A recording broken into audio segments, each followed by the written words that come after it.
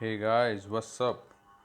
So today we will discuss the last part of our video of our topic inflation. Okay, so let's start. So what measures can be taken to address the inflation?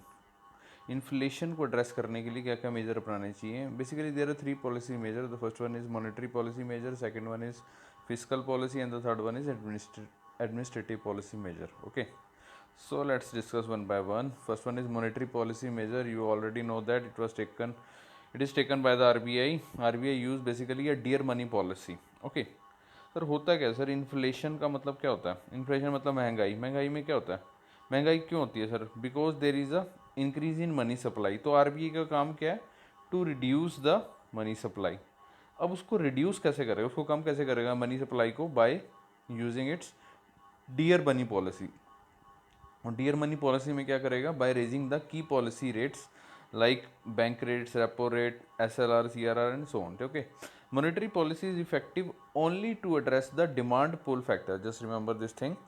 It is important to note that a major portion of the money supply lie with banks. आपको पता ही है कि जो maximum portion है वो किसके पास है? Banks के पास है. सो इसलिए मॉनेटरी पॉलिसी इफेक्टिव है in the form of deposits और बैंक क्रेडिट, जो बैंक के पास पैसा है. Therefore by reducing the bank rate of lending the RBI can considerably reduce the supply of money in the economy. Okay, तो यहाँ पे मैंने मॉनेटरी पॉलिसी ये जो मेजर्स हैं ये डिस्कस नहीं किए. बैंक रेट कम कर रहे हैं ये मैंने क्योंकि पहले ही डिस्कस कर चुका हूँ. ओके, तो इसमें सिर्फ इतना ही बताया. दूसरा है सर फिजिकल पॉलिसी मेजर.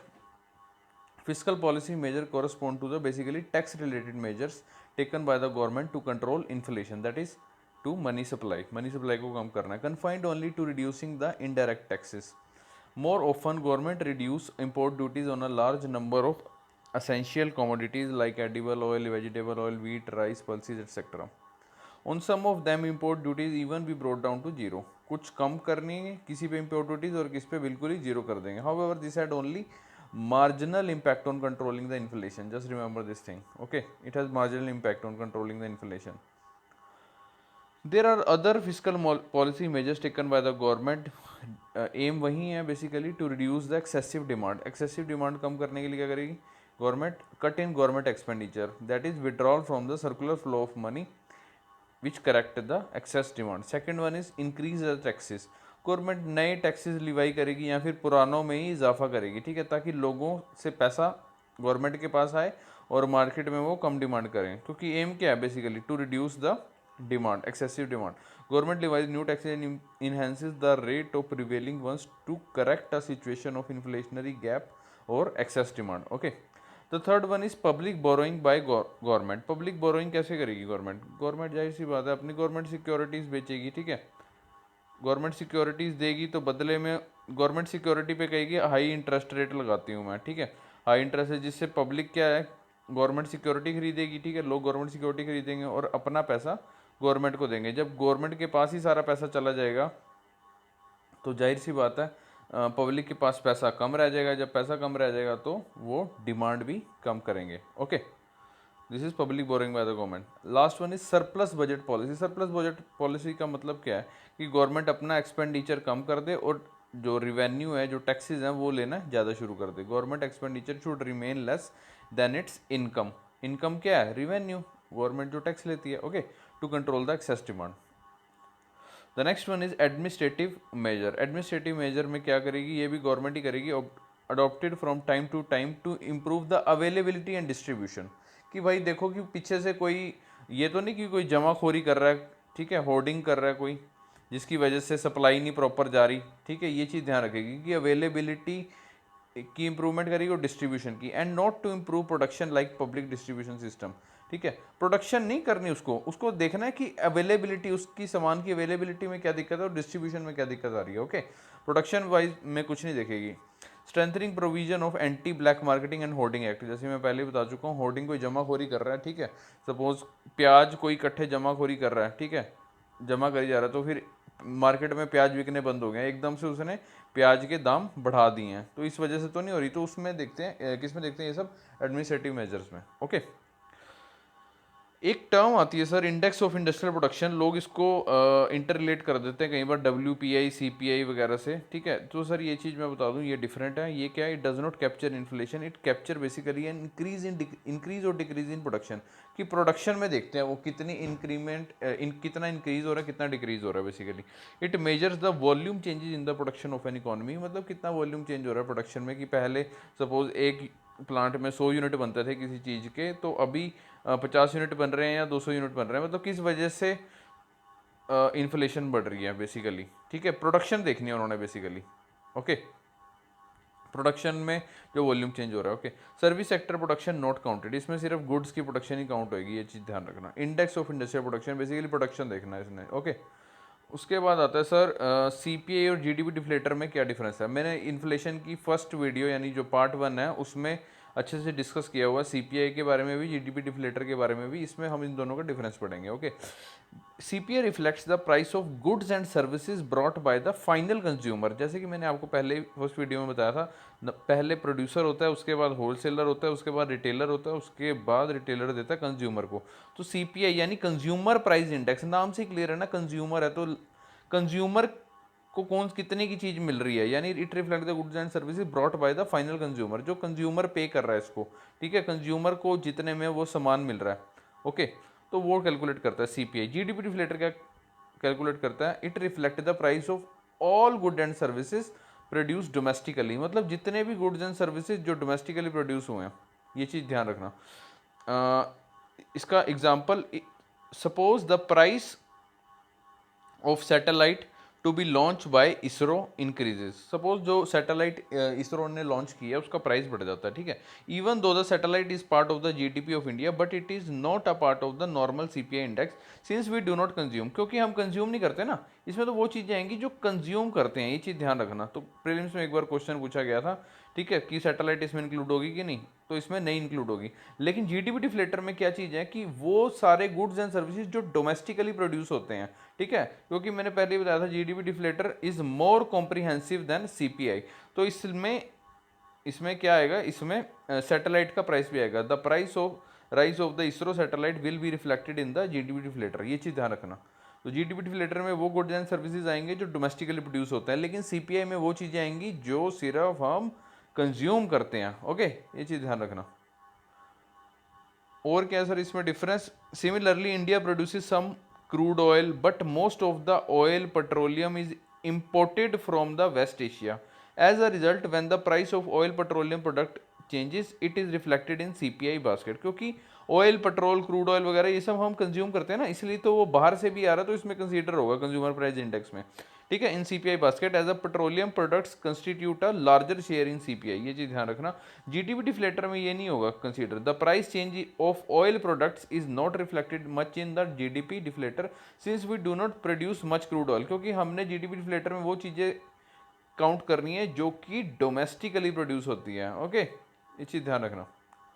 उसके बाद नेक्स्ट डिफरेंस ये है that CPI compares the price of fixed basket of goods and services, जैसे कि मैंने बताया था 400 कुछ आपके रूरल बास्केट में और 400 कुछ ही आपके अर्बन बास्केट में है, ठीक है, यानी कि कुछ फिक्स्ड बास्केट है, fixed basket of goods and services to the price of the basket in the base year. हालांकि GDP डिफ्लेटर में ऐसा कुछ नहीं है, it compare the price of currently produce goods and services to the price of the same goods and services in the base year. इसमें sir data जो show होता है वो मंथली बेसिस होता है और इसमें क्वार्टरली बेसिस, ये चीज़ ध्यान रखना। की पॉइंट्स जो इन्फ्लेशन से रिगार्डिंग है वो हम पढ़ेंगे, ये ध्यान से पढ़ना, ये काफ़ी प्रीलिम्स में पूछे गए हैं क्वेश्चंस।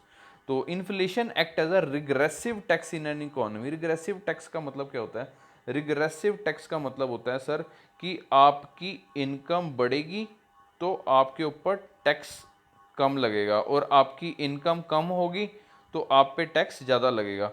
तो इससे मतलब क्या हुआ कि यानी कि सपोज जिसकी इनकम कम है, अब इनकम कम किसकी है, गरीब आदमी की, अब गरीब आदमी के ऊपर टैक्स लगना तो मतलब और ज़्यादा दुविधा में आना। सिमिलरली वो कह रहा है कि inflation act as a regressive tax, इसका मतलब क्या हुआ, इन्फ्लेशन यानी महंगाई, महंगाई एक तरह से एक रिग्रेसिव टैक्स का काम करेगी, यानी एक तो पहले ही गरीब है, पहले इनकम कम है, ऊपर से एक तरह का टैक्स लग गया, महंगाई नामा टैक्स लग गया इस पे, यानी इन्फ्लेशन लग गया, ठीक है, इसलिए inflation act as a regressive tax in an economy, okay.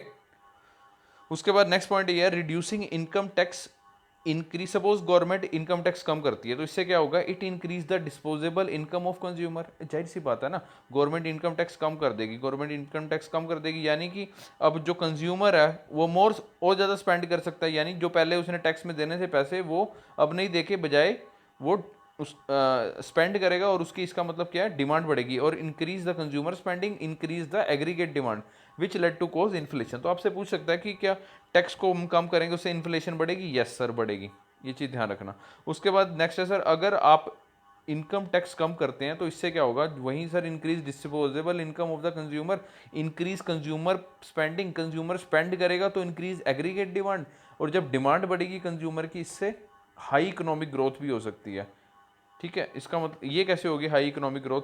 Sir economic growth मतलब क्या हुआ, जीडीपी क्या होता है, जीडीपी में क्या देखते हैं हम, गुड्स एंड सर्विसेज, यानी कि गुड्स एंड सर्विसेज बढ़ रहे हैं। जाहिर सी बात है जब लोग डिमांड करेंगे, जब लोग डिमांड करेंगे तो सपोज पहले 50 चीज़ों की डिमांड होती थी, ठीक है, लेकिन अब जब से लोगों के पास पैसा आया तो अभी कितनी चीज़ों की होने लगी है, 100 चीज़ों की डिमांड होने लगी है। ठीक है, तो इसलिए पीछे से गुड्स एंड सर्विसेज भी बढ़ेंगे, ठीक है, उनकी प्रोडक्शन भी बढ़ सकती है, इसलिए reduce income tax also lead to increase in high economic growth. Third one है sir, reduce income tax lead to lower tax revenue. जब गवर्नमेंट टैक्स ही कम कर देगी तो जाहिर सी बात है गवर्नमेंट के पास रिवेन्यू कम आएगा, गवर्नमेंट की इनकम कम होएगी, गवर्नमेंट की इनकम कम होएगी, इसका मतलब क्या होगा, गवर्नमेंट की इनकम कम होगी तो फिर वो भरपाई कहाँ से करेगी, गवर्नमेंट बोरोइंग करेगी, गवर्नमेंट किसी से पैसा लेगी, भीख मांगेगी, है ना। और लास्ट है sir, cutting in indirect taxes. Suppose indirect tax जैसे कि वैट हम रिड्यूस करते हैं, अब तो जीएसटी में आ गए, सपोज इनडायरेक्ट टैक्स हम रिड्यूस करते हैं, इसका मतलब क्या हुआ, increase spending power of consumer. वही बात है सेम इनकम टैक्स की तरह, स्पेंडिंग पावर बढ़ जाएगी, जिससे क्या होगा, increase aggregate demand, aggregate demand बढ़ेगी जिससे इन्फ्लेशन इंक्रीज करेगी, इन्फ्लेशन बढ़ेगी। ठीक है, लेकिन अगर हम इनडायरेक्ट टैक्स को रिड्यूस करते हैं इससे क्या होगा, decrease goods cost also which has temporary effect on inflation. जब इंटरेक्ट टैक्स कम हो जाएंगे, जैसे एंटरटेनमेंट टैक्स, सेल टैक्स वगैरह, जब इंटरेक्ट टैक्स हमने कम कर दिए तो जो गुड है उसकी भी तो कॉस्ट कम होएगी ना। पहले तो टैक्स लग के आते थी, ठीक है, पहले टैक्स ज़्यादा लगता था तो गुड की कीमत भी, कोई भी वस्तु है उसकी कीमत ज़्यादा होती थी, लेकिन अभी इंटरेक्ट टैक्स कम हो गया तो उस वस्तु की कीमत भी कम हो जाएगी। ठीक है, which has temporary effect on, इसलिए इंटरेक्ट टैक्सेस का टेम्परेरी इफेक्ट होता है इन्फ्लेशन पे। ओके, इतना ज़्यादा खास इफेक्ट नहीं होता, मार्जिनल इफेक्ट होता है। उसके बाद आता है sir, if government decrease taxes, अगर गवर्नमेंट ने टैक्स कम कर दिए तो इससे क्या होगा, रिड्यूस स्पेंडिंग, यानी स्पेंडिंग कम हो जाएगी। ठीक है, क्योंकि गवर्नमेंट तो टैक्स ही स्पेंड करती है ना, गवर्नमेंट की इनकम यही है टैक्स, तो स्पेंडिंग कम हो जाएगी, इसका मतलब क्या हुआ, net effect on aggregate demand is neutral, क्योंकि गवर्नमेंट जब स्पेंड ही नहीं करेगी, एक्सपेंडिचर ही नहीं करेगी, तो एग्रीगेट डिमांड क्या रहेगी, न्यूट्रल रहेगी, देयरफॉर नो इन्फ्लेशनरी इफेक्ट।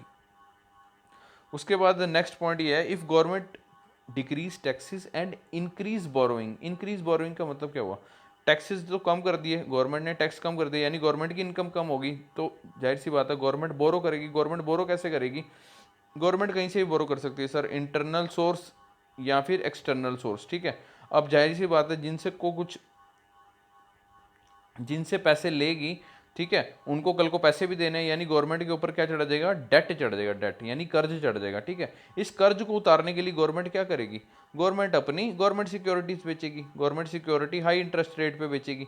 ठीक है, लोगों को बेचेगी, पब्लिक को बेचेगी या फिर बैंक्स को बेचेगी। ठीक है, और बदले में उनसे पैसे लेगी, जब उनसे पैसे लेगी इससे क्या होगा, जो लोग हैं जो पैसे दे रहे हैं, तो इसका मतलब लोगों के पास फिर, लोगों की जो सेविंग्स है वो ख़त्म हो गई है, यानी कि वो प्राइवेट सेक्टर वाले जो बंदे हैं वो इन्वेस्टमेंट के लिए उनके पैसे ख़त्म हो गए हैं। इसको कहते हैं सर क्राउडिंग आउट इफेक्ट। अब ध्यान से डेफिनेशन समझेंगे, if government decrease taxes late plus increase borrowing, इसका मतलब टू रीपे द डेट, वो कर्ज चुकाने के लिए government sell its government securities जो कि हाई इंटरेस्ट रेट के ऊपर बेचेगी। ठीक है, ताकि लोग ज़्यादा से ज़्यादा गवर्नमेंट सिक्योरिटी लें और मैक्सिमम इन्वेस्टमेंट गवर्नमेंट सिक्योरिटी में लगाएं। ठीक है, इससे क्या होगा सर, डिक्रीज प्राइवेट इन्वेस्टमेंट, और इसको क्या कहते हैं, क्राउडिंग आउट प्राइवेट इन्वेस्टमेंट। ठीक है, क्राउडिंग आउट इफेक्ट भी बोलते हैं। Okay, so that's and up for the today's lecture. Thank you so much. Please review, share and subscribe. Video अच्छा लगे तो लाइक कीजिए। Thank you so much.